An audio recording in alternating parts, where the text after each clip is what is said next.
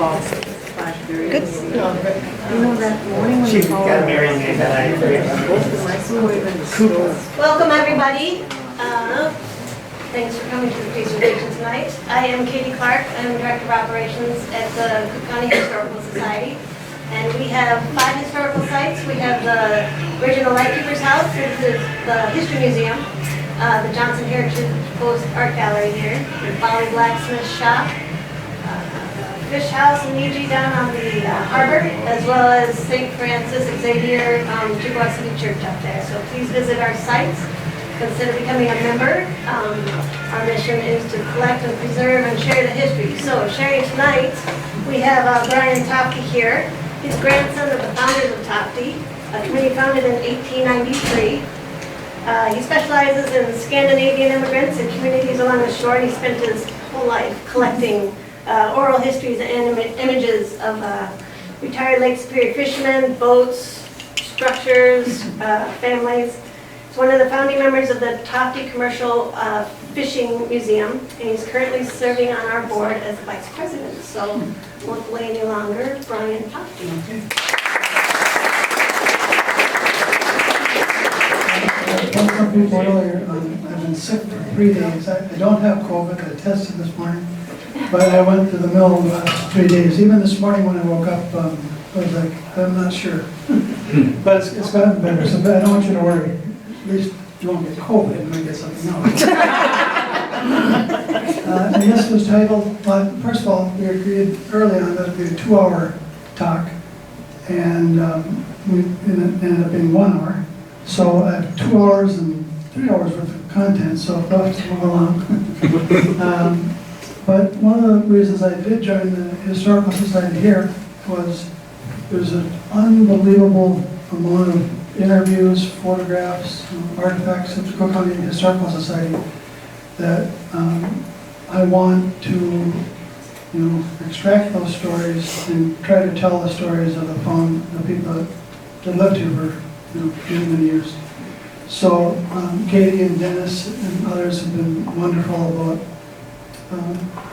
digging that out, as you can imagine. But I think the Cook County Historical Society might have one of the largest collections in Minnesota. I'm not sure, other than the Minnesota Historical Society, of course. But so it's called a series of short stories on the North Shore, but I can't tell a short story. So it's going to go on from the, in fact, the first bit was to begin with logging railroads on the North Shore. And of course, immediately I thought, well, I kind of have to explain early logging before that. And then, one thing leads into another. So Katie, if you want to move forward. Wow. Yeah, this is in Michigan in the late 1890s. Sorry. Too fast. This is Michigan in the late 1890s. And they had a very similar scenario. Really, the logging, of course, started in Maine, came to Pennsylvania, ended up in Minnesota, Michigan. And it didn't take loggers long to really wipe out the forests of white pine. Can you hear me? Okay. A little louder. Okay. So once in the late 1890s, when Michigan depleted its forests and Wisconsin began to deplete its forests, these loggers started to move to Duluth, Minnesota, and build, and go to the next slide, and build large sawmills. And of course, they learned a lot, and these are kind of state-of-the-art mills, some of the largest in the country. This one here is McClure, big logging company in Michigan. Mitchell, Ring Mitchell, and then Alger Smith over here. And I'm going to tell stories about the Alger Smith logging railroad that runs from Lake River up to the Cascade Lake.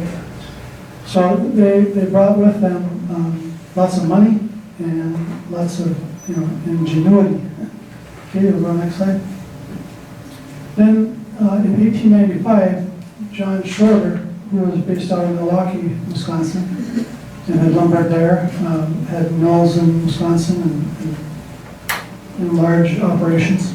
In 1895, he came to Charlotte, Minnesota, and he built a very extensive river rafting operation. Go to the next slide, Keith. This is one of the 7 dams on the Cross River.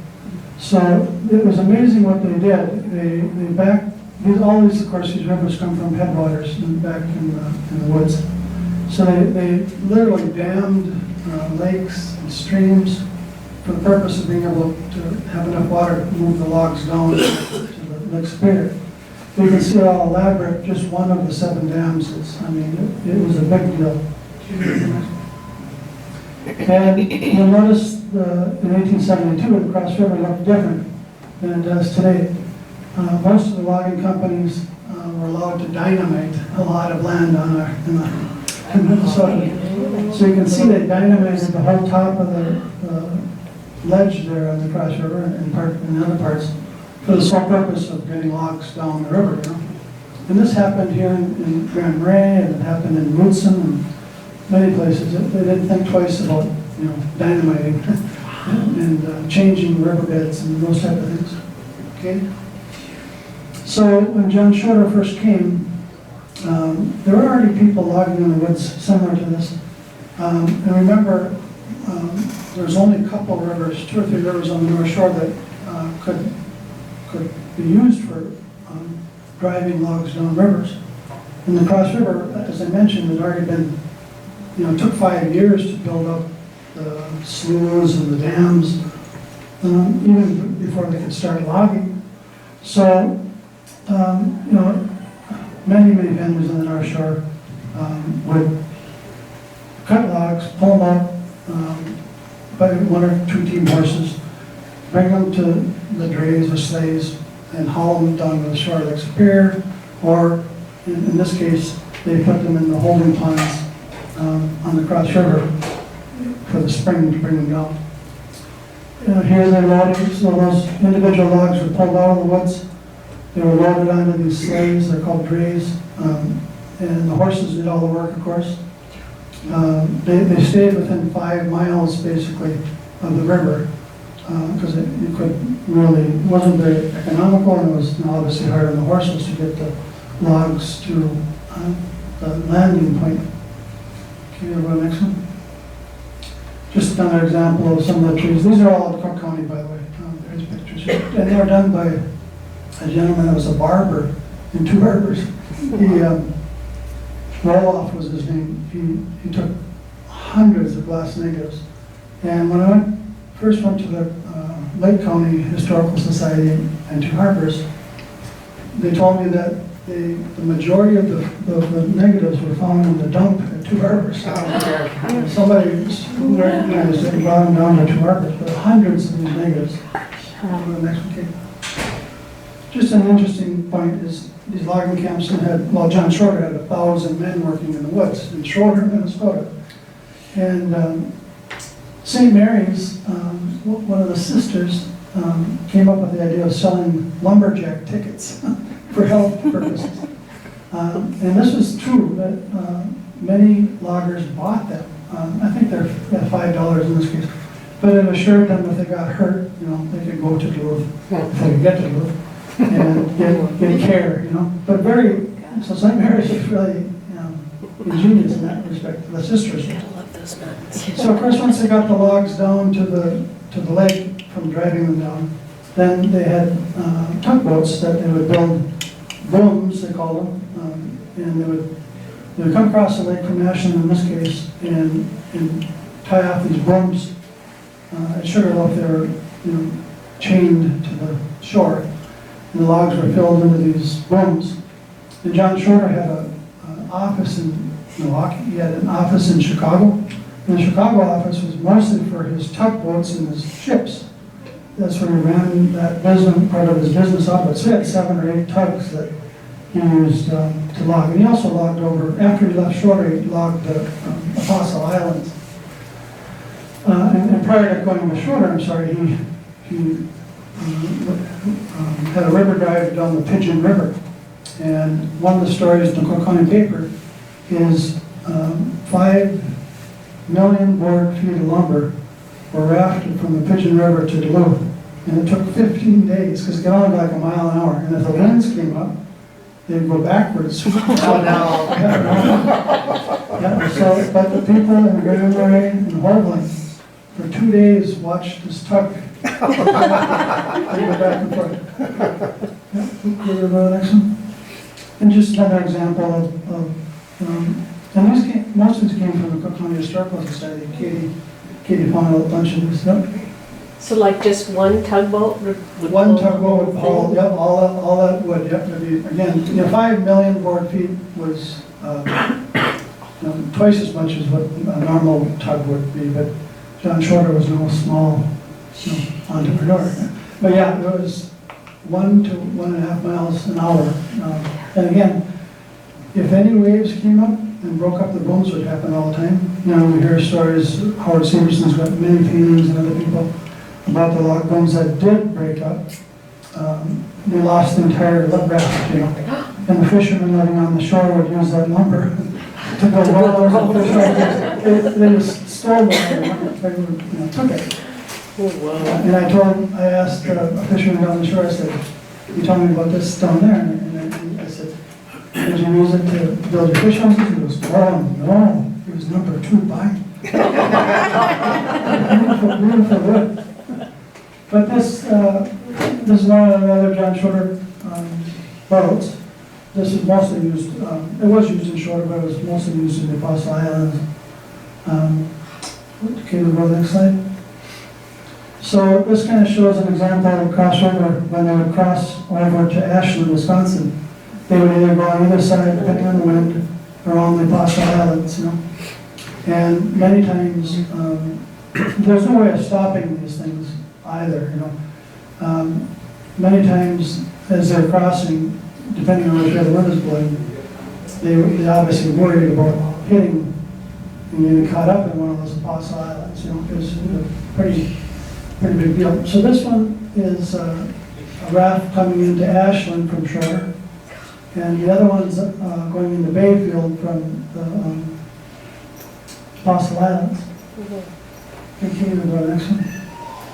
Yeah, another interesting thing that I found over the years, I collect little bits and pieces of the Cook County paper and the Duluth paper. Pigeons were used quite a bit, not only in log rafting, but for the steamships. They were testing and using it as a way to send messages. So log rafting companies, a couple of them, Merrill and Ring, they logged out of Split Rock. On the Gladiator, they had pigeons, and the idea was that if they got in trouble, they'd go back to Duluth. And one example there, the fish company Duluth used them to indicate when fishing was becoming good here on the North Shore. They'd fly back and then they'd know to send boats up. Just interesting things, Okay, Katie. This is a picture of Tofty. This here is my grandmother's house, but you see the scows here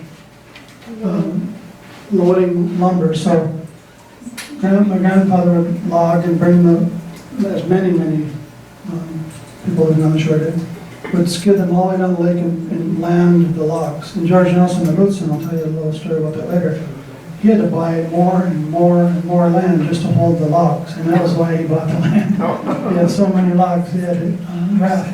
But that's a scow that's going to be picking up the logs in Is that Tofty. Celia's house? That's Cecilia's, yep. Cecilia's. Yep, and that's Cecilia's house, yep. Sears and Roebuck, we'll talk about that. Yeah, I know. And it's still there? Still there after 119. That's where I lived when I first got married. One thing that Shar told me, my aunt Shar, that she pulled her husband my uncle, out of a lumber mill in Taconite because it's too dangerous. There's no safety at all. She went to the site, took her husband out there. Go to the next slide. So this is Bluefin Bay tennis courts. Oh, Yeah, so, and here's the Tofty Church up here, and Helgi Tofty's home, the TFTY family, same family, just different, added a lot. Many additions to that, but the log rafting companies I would just showed you a picture of, they would pull the one up to the shore. I think at this time it's a dock, but they would set up these tents, and so all the youngsters would talk to you, my Uncle Ted and Roy and uncles. It was like the world came to them. They were in this isolated world. Now they met these men in shirts starched with white collars, were the lumbermen, and then they'd go down every day because the baker would make donuts and cookies. So my Uncle Ted said he would literally cry when they left because it was back to isolation, basically. Go to the next slide. This is Ed Toft, who owned the grocery store here in town. Ed Running logs. they're running up the logs. This is a landing right by the base of the lake near Jarvis's or end of the Southwell Trail. But Ed had a lumber mill in Tofty which burned in 1910, and the Hedstroms bought it, and there was no roads, remember, in 1910. So they came down through the woods with horses, took the mill, carried it all the way up to where it is now in Hedstrom's. And it's not used today, but it's still, that was just kind of the start of the Hedstrom Lumber Company. It's amazing what Wayne Anderson and others did from a burnt out mill. I mean, they reported bad bearings. And the things that happened in those days that are hard to believe, what people were capable of doing. We'll go to the next slide. So now I get into logging roads. So there's not a lot of documentation or story. My brother Greg's going back. This has been a fascination of ours our whole life. Trying to find information about the Alder-Smith Railroad. Because literally, it went from Knife River through the woods up to Cascade Lake. So we'll go to the next slide. So Alder-Smith, Alger was General Alger, and Mr. Smith was a Detroit banker. We went into business together in logging. But Russell Alger joined as a private in the Civil War, ended up becoming a major or some high level within the military. He was a governor of Michigan. He was the Secretary of War for McKinley. And this guy was very political, but very, very smart. This is one of the few things our family had in a receipt from the Alder-Smith Company. My grandma Topsy's house was on that years ago. But this gentleman worked for Alder-Smith, believe it or not, in Michigan. Chazalski is his name. He was a Polish immigrant who lived in Michigan, and out of fate, this man killed President McKinley. Oh. Isn't that weird? It's just bizarre. We'll go to the next one. So then Alder-Smith started his operation in Knife River. Well, I'm sorry, he came over, as I mentioned, as a sawmill operator and a logger. But then he built literally the largest logging training operation in the state of Minnesota eventually. There was a lot of them, but this one was 99 miles, so it was significant. Anyways, out of Knife River, he built the stations and the things he needed, and they took off from there and went into the woods north of Knife River. And they said the first year, they only laid 5 miles of track. He said there's more men coming out of the woods than going in with all the mosquitoes. I wouldn't do it, you know. Then over time they were able to do 10 or 15 miles a year, but that first year was concerning to this company. Go to the next slide. And this is our train yards in Knife River. You can just see the extent of the logging, all white pine at that time. We'll go to the next one. So here, this is the first, I got a couple maps of this, but this is a hand-drawn map that shows the extent of the logging. So obviously there's Grand Marais up there, and there's Duluth there, and Knife River. So this is the Alger line, 99 miles of track. And then this is Weyerhaeuser, who was one of the richest men in the world, who started out at Club K. And these two were kind of going parallel, in a fight to get to the timber, you know. Go to the next one, Katie. This is just showing, you know, Alder train, loaded with logs. I'll keep going, Katie. Another train now. He had like 13 Baldwin locomotives, and he had one Shea locomotive, which is a geared locomotive. It's really slow and loud, but it could climb hills. And they used the same type of trains at Split Rock and Gooseberry, because obviously the hills on the North Shore, the trains couldn't get up, or it was dangerous coming down. And this is one of the larger trains. I think it was 24 cars that came into two harbors in Alder Smith, which was significant. Yep. We'll go next one. And then we had the lumber camps, of course, all throughout the woods.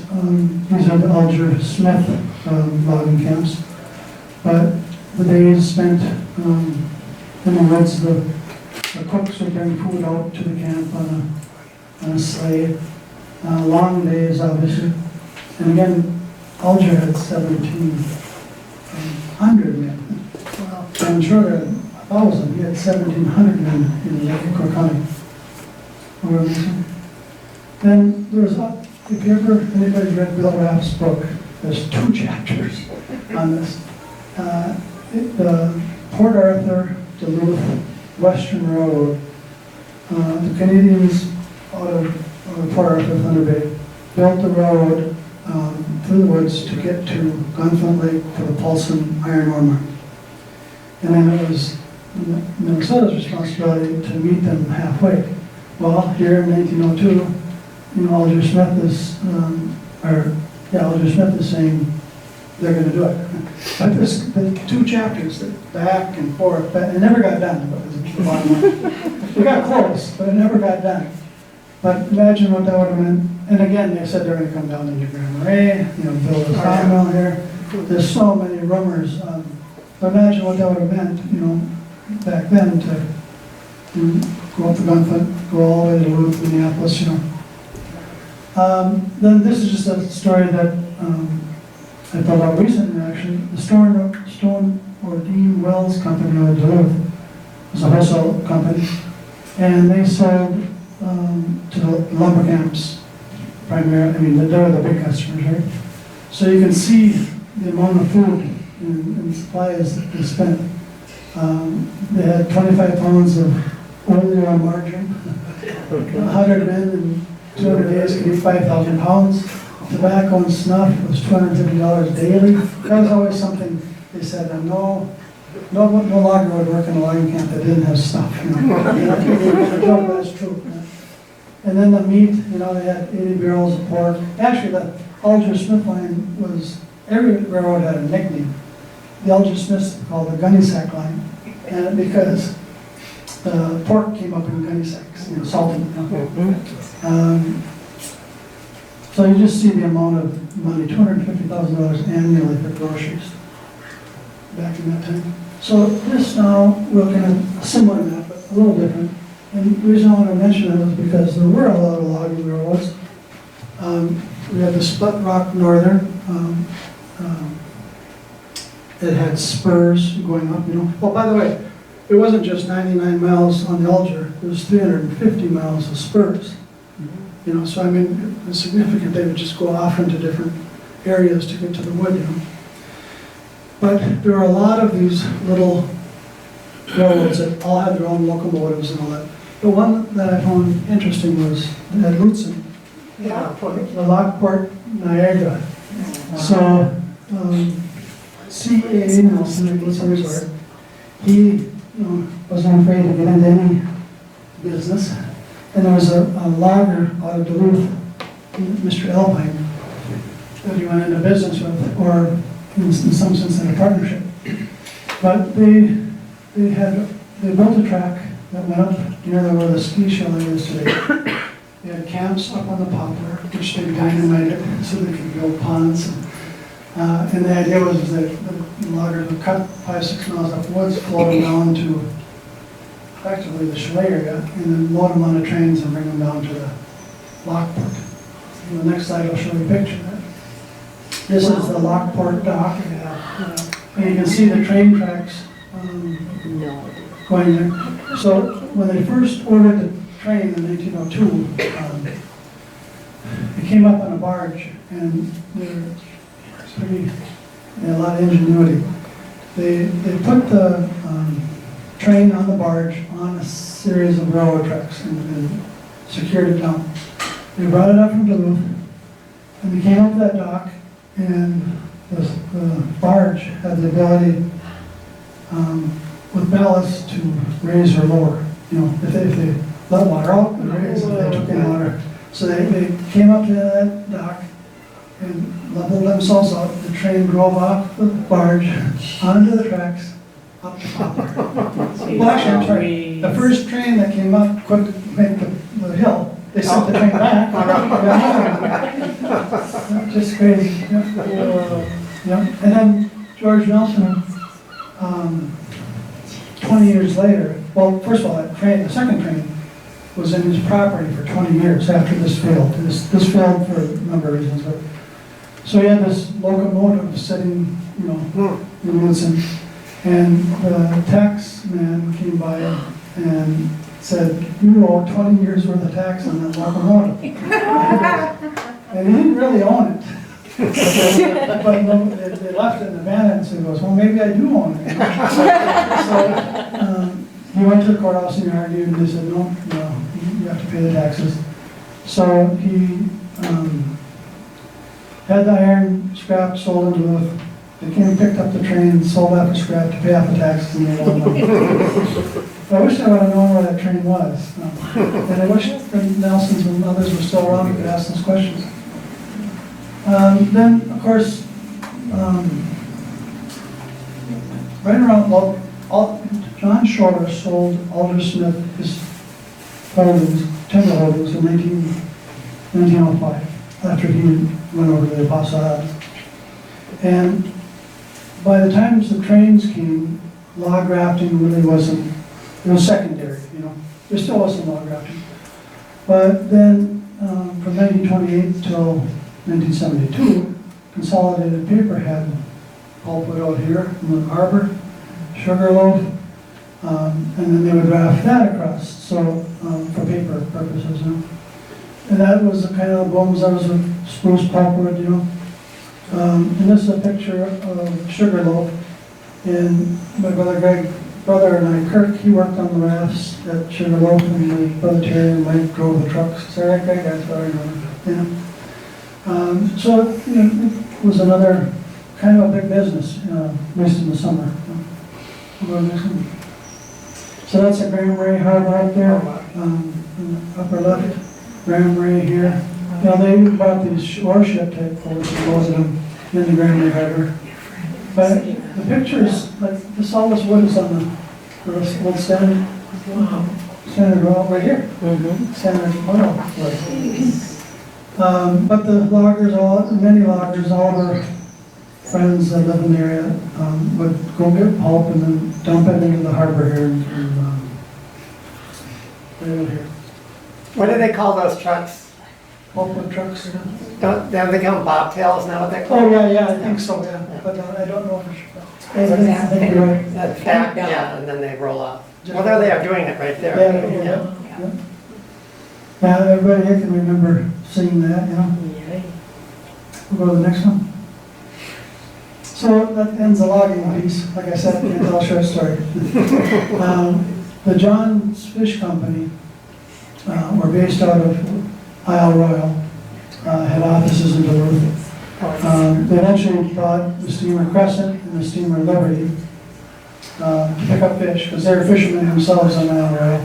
And they realized that they could offer a lower price, you know, or a higher price to the fishermen than the boat company and these larger steamship companies could offer. John F. Johns, who came in the late 1880s, he was a Cornish miner, worked in the Windigo mine and a couple others on Isle Royal. And it was his three sons, William, Willie, John, Johnny, and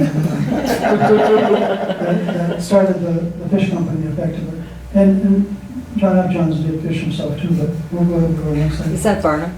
Yeah, Barnum Island, yep, that's right. And here's the family, that's John F. Johns in the middle. See there, I think that's William, but it could be John and Edgar, and then the wives. Go to the next one. So they bought the steamer Crescent, as I mentioned, and in 1910 or 12, they're making a late run in December back to Isle Royale to pick up fish. And they circle the island, they end up getting caught at Wright Island. Northeast wind came in, blew all the ice, and they couldn't move for 4 or 5 days. They thought they were going to be there for the winter. It was one of the worst winters on the North Shore on record. But the wind changed and they got out of there. And rather than going straight back to Duluth, they went to Pigeon Point and started picking up fish and went all the way down the shore. So they overloaded the boat for sure. And by the time they got to the Cross River in Shorter, water was lapping over the side of the boat.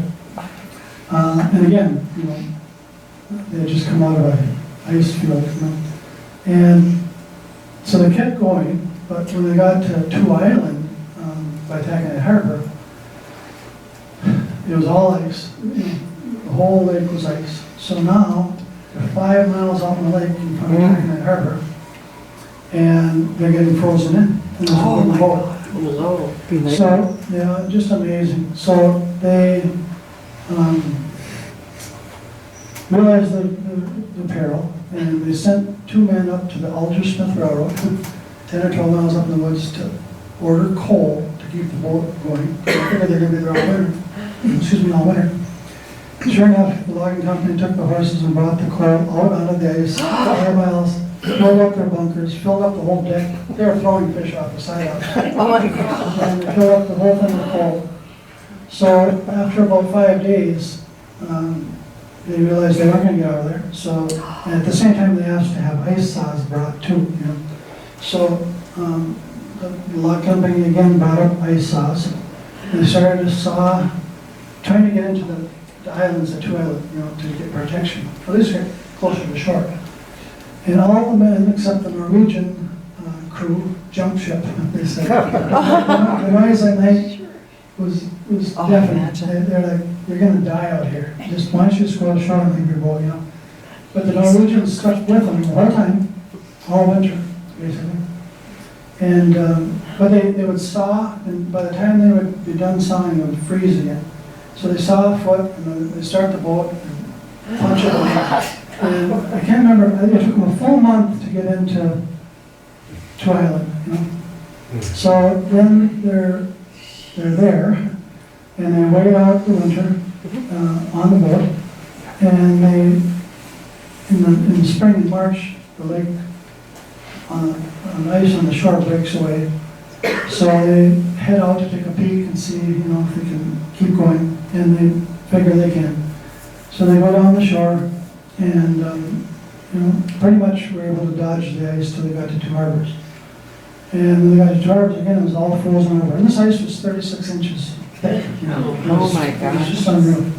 So Johnny Johns knew Tom Owens, who was the port captain at Two Harbors, and they knew they had this tug called the Torrent, a fire tug. And he thought he could go in and talk them into breaking the ice to get them to come into the Two Harbors. And of course, it's not going to be easy, but I can't leave you out there, So from 8 o'clock in the morning till 2 o'clock in the afternoon till 8 in the evening, after burning 80 tons of coal on the Torrent, they broke the ice enough for the boat to come in. And then eventually they stayed there till spring, and then went back to Duluth. But these stories are just almost unbelievable. Where was that picture taken? In Duluth Harbor, yeah. That's the aerial lift bridge? Yeah, that's a real picture, yeah. There's not many pictures, Again, that's in 1912, that was the Two Harbors Ore Docks, and that's the boat, the Torrent, that broke the ice. But Okay, we'll go to the next one. Okay, next story. The 3M, you tell me when to stop. The 3M, in 1907, 3M was down in Village City, and they formed what was called Crystal Bay Aluminum Paper Company. Well, first of all, they started in Two Harbors in 1907, in 1903, but they came up the shore and they were looking for this corundum, which is an abrasive material that they're going to make sandpaper out of. So they built a whole processing plant, a crusher, everything in Village City on the bay there, and there's lots of pictures of that. Couldn't find one quick enough to have here, but then in 1907, we'll go to the next slide. In 1907, they came to Tofty because they found similar corundum in Carlton Peak. So they came and did some discovery and then hired local people, Mr. Anderson to do the prep work and the blasting. And then my grandfather Andrew and his twin brother John were hired to backpack the rock from Carlton Peak down to the Steamer America to be shipped out. And 3M, when my Uncle Ted was working with 3M Geology Department to find this information, he realized they didn't have a lot of information. Well, he had some receipts showing that they shipped it out of the Tofty. And then they came up to see the site and they said, that happened. And then they found more documentation themselves, sent it to Ted, said, yeah, fair enough, we were there. We'll go to the next slide. And this is my grandfather's barn, my grandfather's house. That's Carlton Peak in the background after the fire. So, you can see back then, you can't see it now unless you're out in the lake. But it was quite a deal to haul that rock out. We'll go to the next slide. And how did they haul it out? Their backpack. Truly Literally their backpack. Samples, I should say. The samples. I should say that it was found out quite quickly that there was a synthetic material that was found that was better than diamonds. So this whole operation, that part of the operation, just failed for 3M. So I've shown you that barn a couple times, our family barn, and Shar mentioned that behind that is John and Cecilia Tofty's house, which was a Sears and Roebuck home. Right? Oh, wow. Yeah, in 1902, there was like 400 options to buy homes from Sears, prepackaged. So this was sent up on the Steamer America. A carpenter came with to help for a week or two, assemble it. $900 is ultimately what this cost, but and I think Greg's carpenter, he probably can tell me, but I think they used this pattern later for, there's another house that looks very similar across from Greg's house.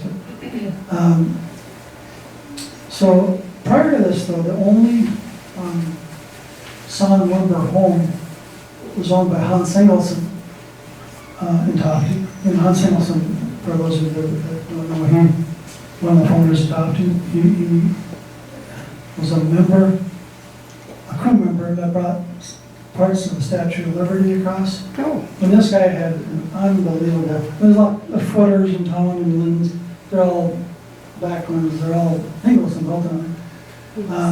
But he was an incredible man. But Andrew Hedstrom was a chief carpenter on the first house in Tofty that was built out of solid lumber. And our daughter Abby married Sam Hedstrom.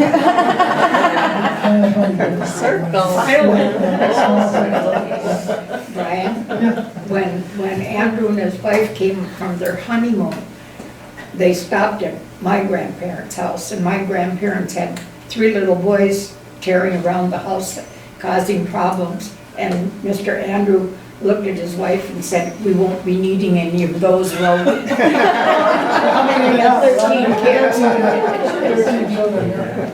We always found it interesting, that there's always a problem with limited options for dating on the North Shore. Other than the waitresses at North Center Tofty, I was But the same thing happened back then, and we couldn't figure out why this large Hedstrom family and this large Tofty family, not one of them ever, got together. Interesting. We'll go to the next slide. Yeah, so basically, they held the rock, and behind on my slides, they held the rock down to the Tofty dock, shipped it on the Steamer America, the famous story. And then the joke in town was that anybody that bought stock in 3M at that time could get a shot of whiskey for the stock. Okay, here's a kind of a sad story. John Westblade was a farmer where Sugarloaf is today. And he had owned the farm for 20 years. He was becoming delinquent on his taxes. So he put a sign out on the highway stating that 40 acres of land for sale. But even back then, in 1927, the state didn't allow people to put signage on the side of the road, which kind of surprised me, but that's the way it was. They warned them multiple times, and then Sigurd Eide from Tofty, and Alvin Tofty from Tofty. Alvin was 21, Sigurd was 30.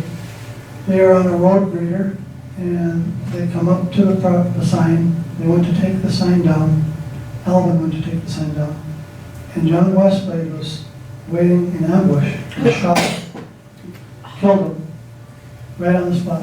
And then Alvin Tofty was chased to the woods and shot. So it was a double murder. One of our family members. He had so after he shot the two, this Gus Nelson was driving, literally by chance, was driving up the shore and pulled into Sugarloaf to eat his lunch. And this gray-haired man comes leaping out of the woods and gets right in front of his window. He said, "Are you here to take my sign? If you are, I'm going to kill you." And this guy was just, Gus was just freaked out. So he just drives on, And they found, a few hours later that by another tourist that these two kids ultimately were killed. But they learned that he had sent Jesse Parent, Westblade had sent Jesse Parent and Schroeder a letter that earlier on Friday saying, "I'm going to kill you." So he had obviously become deranged at that point. But he had been to Tofty and bought $40 worth of supplies prior to killing the two, 200 rounds of ammunition. And when the police from Grand Marais, Cook County Sheriff, and the Lake County Sheriff went to the property, they saw a big fire. Westblade had burned his home, chopped down his apple and cherry trees, and they assumed that he just engulfed himself in the flames of the home. And once they realized that he wasn't there, a manhunt, went underway. 20 or 30 people in the local area, came to hunt John Westblade through the swamps, and in Schroeder and in Old Marais. The papers claim Tofty, but they say that's not true. The locals say that's not true. But they found that he had built an elaborate hiding place, sleeping quarters. But ultimately, 50 more people from Duluth and Jarvis came to this manhunt. And it was the barber in Grand Marais that ultimately, in the posse, that shot him. And by that time, they'd given him a reward because people were really scared. Mr. Nyland was the barber. Yeah, that was the guy, yeah. But again, you think, the posse was in Cook County, going to hunt a man down. What year was that? 1927. Okay. Yeah. So, they shot, he had shot at the posse 6 or 7 times. They said the bullets go right by his head, but they ultimately got him. And for whatever reason, he's buried in the Maple Hill Cemetery. Yeah. Maple Hill? Yeah, I don't know. morning. Yeah, I'm gonna go look though. Saturday.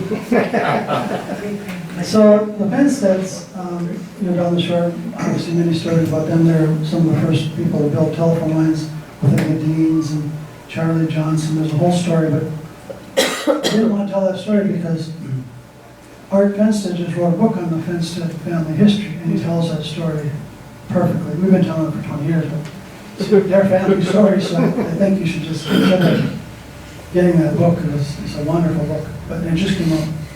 But anyway, the Benstead family, again, was another big family. They came in the late 1888 from Norway. Started a fish company, started the telephone company between Tofty and Silvercliff. They tied into the Runway scenario. But we'll go ahead. This isn't a story about telephone. It's a story about a big fish.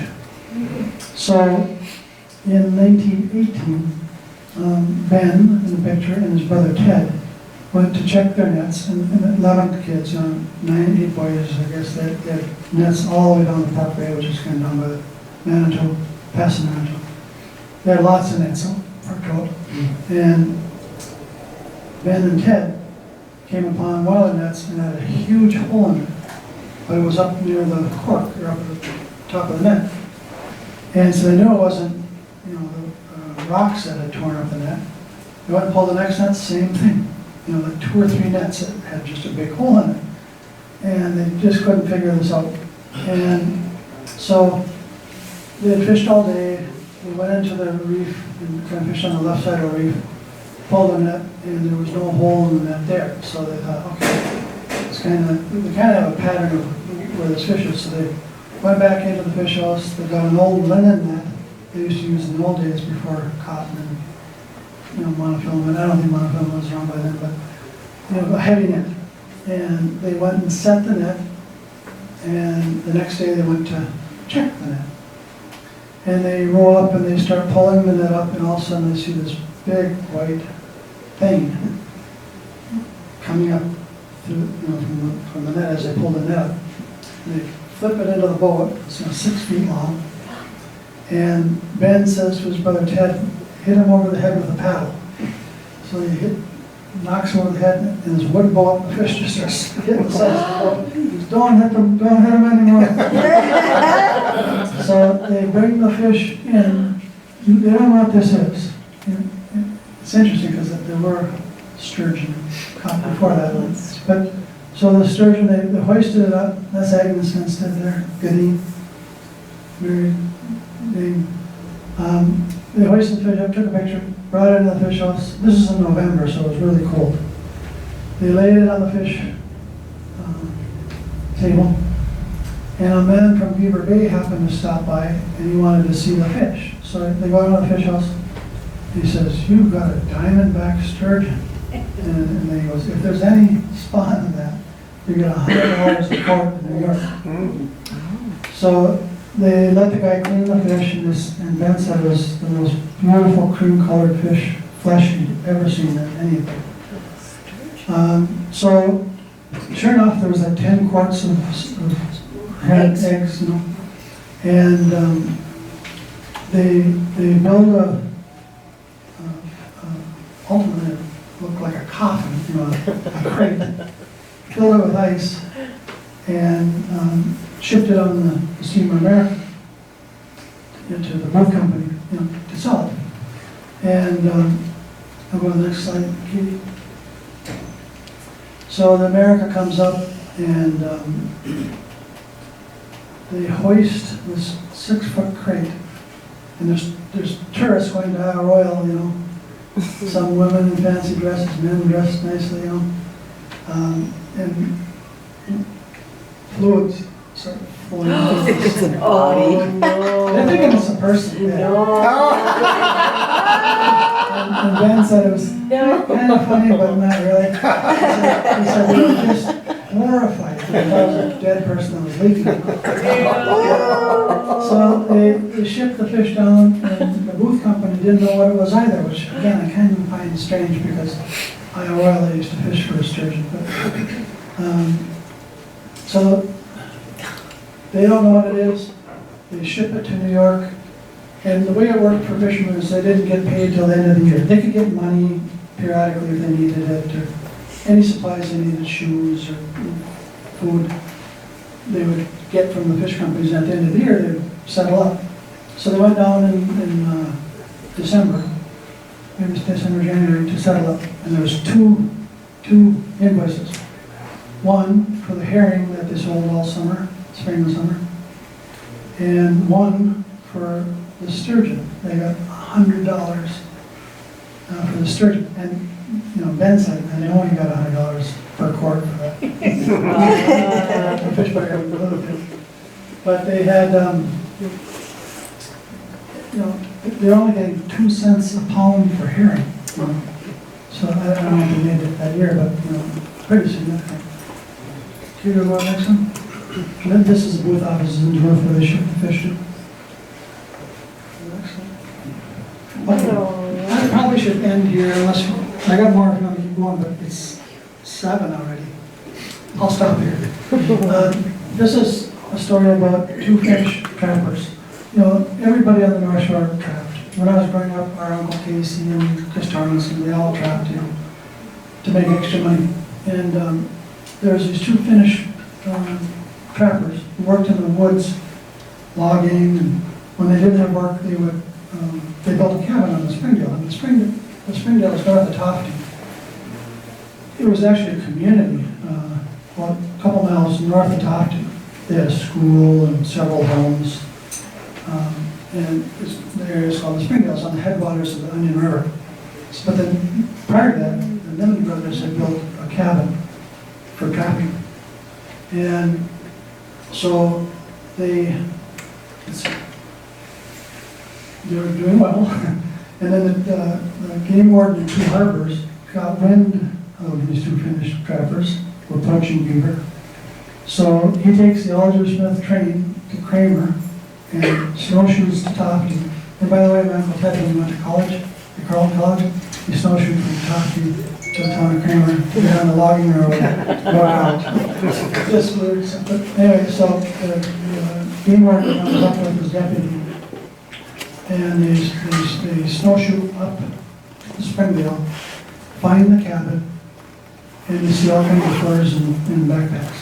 They wait for the Nimmin brothers to come, and they order them with a backpack, these furs out, and they arrest them, you know. So the Springdale's a gradual climb all the way up, and then when you get to the top, it goes down to the top, and the cabin is down lower. So the wardens have snowshoes, they're plunging up the hill.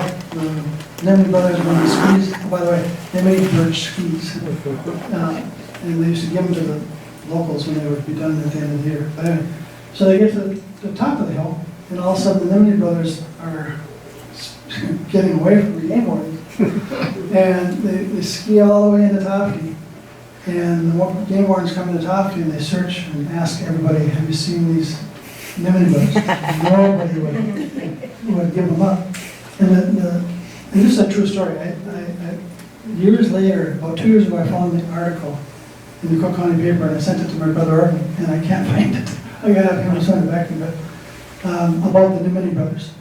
But so the funny part about it is that, again, for 20 years, we would make skis and give them to friends in Tofty and Lutsen and to the children in Tofty, and then they would come back the next year and make more skis out of birch. So the funny thing is they said even the children were quiet when they were skis. And then that's my dad said, you know, that even when he would ask the old timers, you know, where they were, where were they hidden? The old timers would just smile.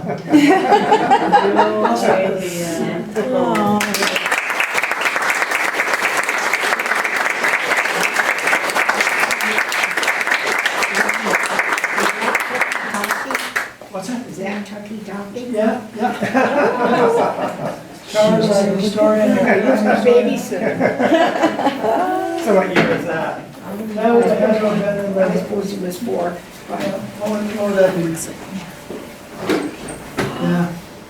He was a lot older than me. Well, the other thing about this was, we had a pair of wooden skis that were taller than that, handmade, and I always wondered if those were from the Nimini.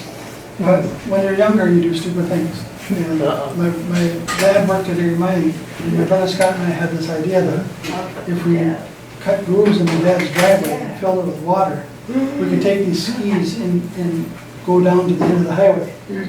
And I think effectively we probably ruined these skis. It's one of the things you don't like, you think, oh, how stupid. All right. Thank you Thanks, very much. Lonnie. Yeah.